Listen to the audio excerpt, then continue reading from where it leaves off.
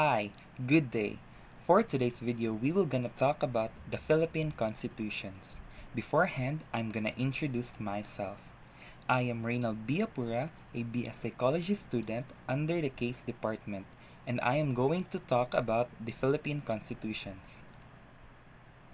Did you know that for every change in the constitution in the Philippines, the president released a proclamation to commemorate the date when the new charter took effect? This day is called Constitution Day. Of all the constitutional changes the country went through, it's only the 1943 Constitution which did not have a corresponding proclamation. President Corazon C. Aquino, through Proclamation Number 211 of 1988, assigned February 2 of each year as Constitution Day to mark the new 1987 Constitution. So now, let's start. I am listing down some vital information concerning one of the country's most important legal documents. Although the Philippines has had 6 institutions since its independence in 1898, only 5 of them began with the country's independence, which was in 1899. The past constitutions of the Philippines include: first, the 1899 Malolos Constitution, which started from 1899 up to 1901.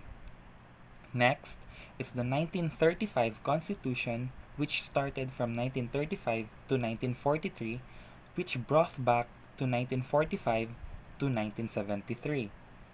Next is the 1943 Constitution, which started from 1943 to 1945. Next is the 1973 Constitution, which started from 1973 to 1986.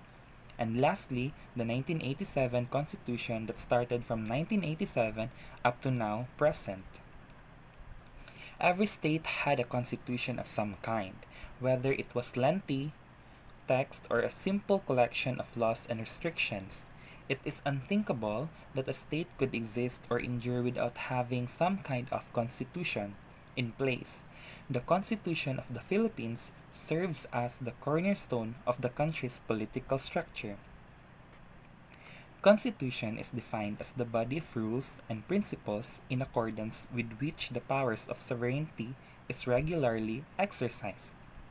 The Constitution is a written document that establishes, limits, and defines the fundamental powers of government as well as the manner in which these powers are distributed among several departments for the purpose of ensuring their safe and effective exercise for the benefit of the general public. Now is the nature and purpose of the Constitution. First, it serves as the supreme or fundamental law. Next, it establishes the basic framework and underlying principles of government. So what is the importance of the Constitution? As a result of its protection of our rights, the Philippine Constitution is significant. It provides us with the opportunity to pursue justice while still living in a wonderful life. It assists us in understanding our own limits as well as the appropriate actions we should take in order to be a decent citizen. We shall be aware of how to defend ourselves against potential adversaries. The Constitution is founded on fundamental ideas that contribute to the establishment of people sovereignty as the basis of governance. The Constitution established these boundaries so that citizens are aware of what their government is permitted to do and what is not permitted to do.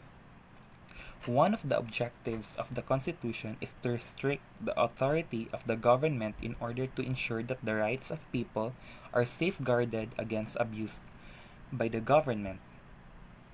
There are 3 purposes of the Constitution. First and foremost, it establishes a national government composed of 3 branches: the legislative, the executive, and the judiciary, with a system of checks and balances between the 3 branches.